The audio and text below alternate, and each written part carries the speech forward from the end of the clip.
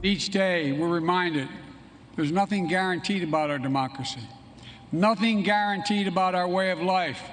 We have to fight for it, defend it, and earn it by voting. President Biden vows to continue fighting against gun violence as 6 people are killed and dozens of others are hurt during a 4th of July parade in Illinois. Wesley Hunt, Army veteran running for Congress in Texas, is here to react. And Wesley, I don't know if you also saw Illinois Governor J.B. Pritzker talking about the tragedy and going right to talking about guns as well. Your reaction this morning? First of all, thank you so much for having me on. And obviously my thoughts and prayers are with those families that lost a loved one and were injured in yesterday's vicious terrorist-type attacks. Yesterday, we were able to celebrate our country's birthday. And so whenever I see people besmirch that by taking the lives of other Americans, we know it's absolutely an awful thing, especially given all we've seen in this country over the course of the past year. But we have to address here is the idea of protecting our Second Amendment rights, but also understand that when a bad guy has a gun and wants to do bad things to innocent people and wants to arbitrarily maim people, they're really hard to stop. So we have to be vigilant to keep the guns out of the hands of those people that want to do harm to others, but also at the same time keep in mind that our Second Amendment rights shall not be infringed, and we've got to keep that in mind moving forward. Yeah, and even the mayor of Philly was in a different shooting this weekend. He blamed the violence on the Supreme Court, so they automatically went back to that. But Wesley, we interviewed a 911 dispatcher in Chicago about 30 minutes ago, and he said something to me that stood out, saying that this is becoming the norm. That is not good. How do we reverse this thought process? Well, I think there certainly is a mental illness piece of this conversation that we have to have nationwide. And also we have to make sure that, again, we keep the guns out of the hands of people that should not have them. This is going to take a lot of time. It's going to take a very arduous process because we have to keep in mind that stuff like red flag laws, trampling our Second Amendment rights, trampling on our Constitution, and trampling on those that want to have their own personal and private property, again, shall not be infringed. It's a conversation that we're going to have nationwide, and I think it's already begun. But again, this is a tragic day in certain regards, especially given the fact that we're celebrating our country's birthday as well.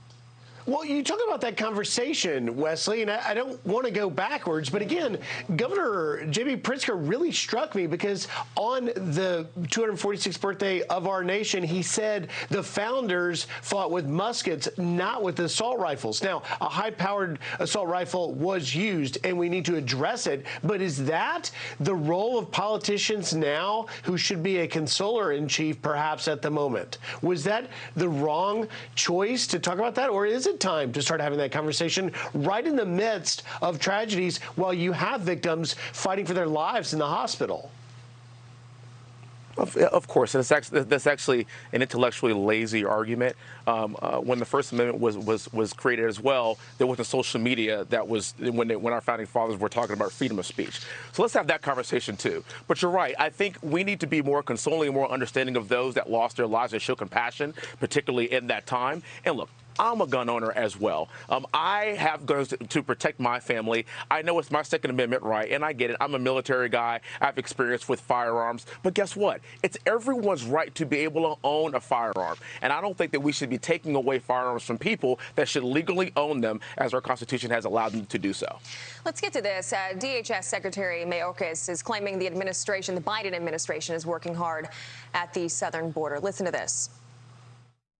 I think that we are doing a good job. The migration that is occurring throughout the hemisphere is reflective of the economic downturn, increase in violence throughout the region, the result of the COVID-19 pandemic, the results of climate change. Wow, they are really just trying to pull out all the stops here and blame everything but themselves, Wesley.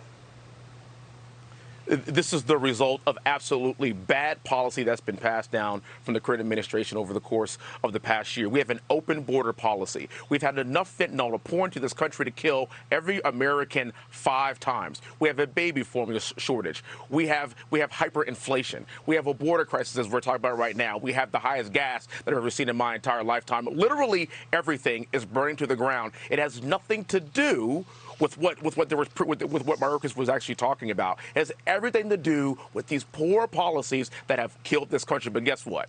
This is why people like me are running for Congress, because we're going to have one heck of a midterm, because we are recognizing this. The American people are not sleeping, and we are going to vote with our pocketbooks. And keep that in mind. When you look at the level of inflation that we have seen just in my lifetime, this is the highest it's ever been. And the American public is not going to forget that here in November.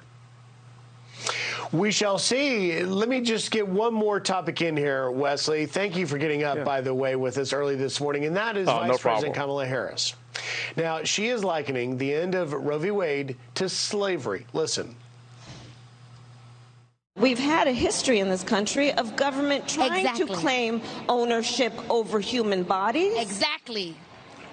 Yes, that is right. And we had supposedly evolved from that. Your reaction? You know, likening Roe v. Wade, the overturning of Roe v. Wade to slavery is like comparing apples to orangutans. It's just flat out intellectually lazy. But since she wants to bring in race and slavery like they always do, let's keep in mind that 1/3 of all abortions were actually at the hands of black women, yet we only represent about 13% of the population. In New York City, there were more aborted black babies than were born last year. So if we want to talk about race, let's talk about a society that may be comfortable with knowing that there is a particular group of people that's not going to be allowed on this earth at the same rate as everyone else. And I understand this is a tough topic, but that's why it was overturned, because these topics have got to be discussed at the local and state level. And since we want to talk about slavery, my great-great-grandfather was a slave. Let's put that in mind. His great-great-grandson is going to be a United States congressman in a predominantly white district. And why? Because we've made progress. And every time we make strawman arguments about slavery, we cheapen the people that actually went through slavery. It has absolutely got to stop. Again, it's intellectual laziness, it's dog whistling, and it must stop. Wesley Hunt, candidate for Congress in Texas. Wesley, thank you very much, sir. Have a good day. God bless you. You have a great morning. Happy 4th to y'all, even though it was yesterday. You too. Happy 4th, indeed. Hey, it's Will Kane. Click here to subscribe to the Fox News channel on YouTube. It's the best way to get our latest interviews and highlights. And click to subscribe to the Will Kane podcast for full episodes right now.